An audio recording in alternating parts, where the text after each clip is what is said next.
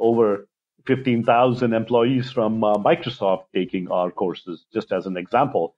And these are upskilling themselves and earning new credentials in order to meet the needs of the future of work. Yeah, it's really, really fascinating what's going on in terms of people taking accountability for their workplace learning, for sure. Before we just move off the topic of credentials, what's your thinking about the future and perhaps the near future of credentialing? How do you see credentials continuing to evolve? I think we have seen nothing yet. We've introduced the Micromasters credential. This is a modular credential. It is offers a pathway to credit towards master's degrees. It's also stackable. We launched the first stacked degree program from multiple institutions earlier this year. We launched a master's degree in supply chain management from Arizona State University, where it builds on the Micromasters in supply chain from MIT. So here we are, two institutions offering a master's degree, which is stacked with components from both universities. And MIT and Arizona State are the top two ranked universities for supply chain management. And so, I see credentialing move in the direction of more modularity, more stackability, so learners can be learning while on a job and learning lifelong and stacking up these small credentials in bite-sized chunks and eventually leading to full degrees at the graduate level. We will also see this happen at the undergraduate level and not just at the graduate level. It's really, really interesting. And I can only imagine the complexity or maybe the impetus that's required to have two separate institutions collaborate on building a credential in this stackable way. It's quite extraordinary and it's quite innovative, I think. In fact, what's exciting here is you actually don't have to collaborate a whole lot. That's the beauty of modularity, where, look at Legos. What's the beauty of Legos? The beauty of Legos is that their interfaces, they are modular pieces, and the interfaces have been designed so that they are plug and play.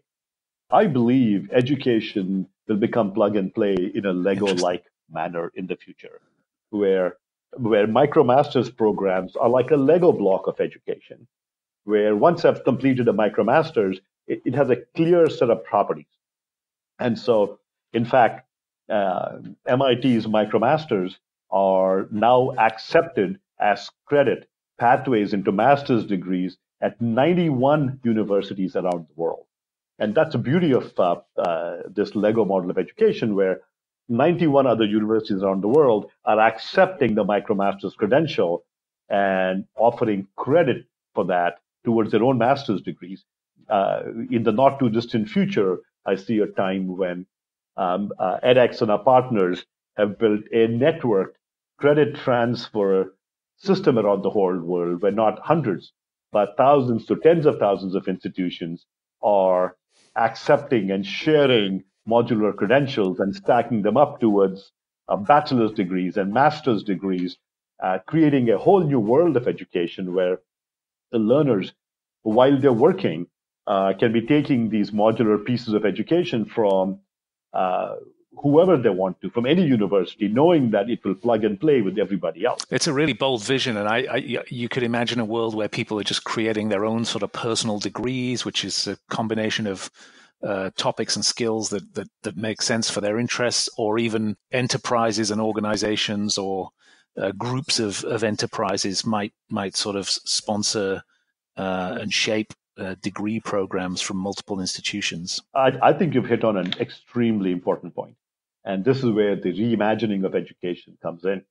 In the old days, not just old, even now, in most universities, education is very stovepipe. I went to IIT in Madras in India, and I was in the electrical engineering department, and I got a degree in electrical engineering, and I largely learned about electrical engineering. You come to MIT, and in our electrical engineering and computer science department, that's what you learn about. But more and more learners are interested in multidisciplinary work. So just as one example, One of my favorite students was in mechanical engineering at MIT, and he was doing an internship at Tesla, and he was a mechanical engineer, and he wanted to take an electrical engineering class, but he could never do it at MIT because that class conflicted with a similarly required class in mechanical engineering.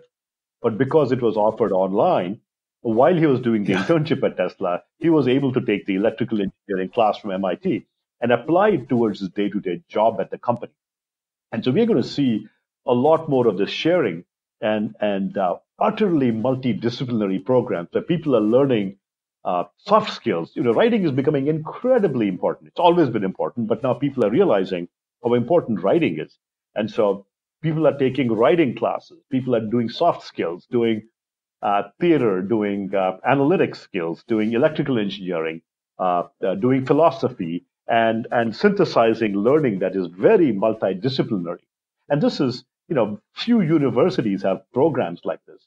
And with modular education, the learners can get ahead, and universities and learners can participate and move much faster with the times than they've been able to do before. Let's drill in a little bit on edX for business, if we could, Anant, and the state of learning and development. Can you just describe for me what edX for business is, and why did you launch that particular offering? So we've been approached by many, many companies that were worried about how they were going to retain employees, how they had to upskill their employees for the future of work. And there was very little being offered to them. And so we launched edX for Business. We created a corporate advisory board with about 30 leading corporates, chief learning officers and learning leaders, HR leaders from corporates form part of our corporate advisory board from companies like SunTrust and MasterCard, Microsoft, IBM, Accenture, Shell, and others. But they're advising us on the kind of content they need, the kind of models they need. In fact, it was the corporate partners that advised us to create a soft skills certificate program for their employees. And so based on their feedback, we created edX for Business, where a corporation, a chief learning officer or a head of HR or a head of or a VP of a division who wants to upskill their employees, they can come to us and we would partner with them. And they can sign up at scale across the whole world. It's not just 10 or 20 employees in, say, London, for example. I mean, they can sign up employees, their entire networked corporation, thousands of them, into edX and take a course together, whether it's in data analytics or manufacturing or soft skills or leadership. I mean, or marketing, name it. We have over 3,000 courses and programs on edX, and they can have their employees take these courses fully online. We integrate our platform with many of the leading learning systems that companies use, like Success Factors and Cornerstone and many of the others. Yeah, so there's tracking with LMSs and so on and so forth, the integration with those LMSs. Exactly. And we also work directly with companies where we can give them customized landing pages that are company branded. So companies can point their employees who can come and take these courses seamlessly on edX.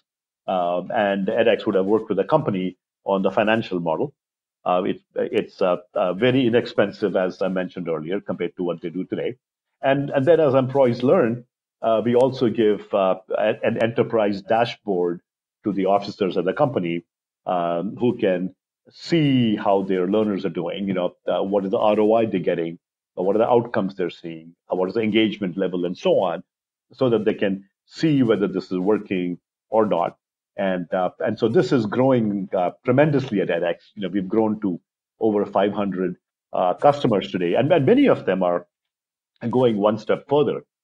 So GE, for example, will guarantee interviews to learners that complete certain Micromasters programs. In India, the company Tech Mahindra will do the same. They will guarantee an interview to you if you're in India and you've completed one of 10 Micromasters programs on edX. And so there are many, many ways in which we are partnering with companies to help them reskill and upskill their employee base. I think this is really fascinating. Like one of the trends that all of this innovation, one of the implications of this innovation in the workplace and for L&D leaders is that we're seeing our employees take more and more responsibility and accountability for their own learning. And as the friction's been removed for engaging, for example, through MOOCs, I think there's a data point that says that employees are typically doing 4 or 5 times more learning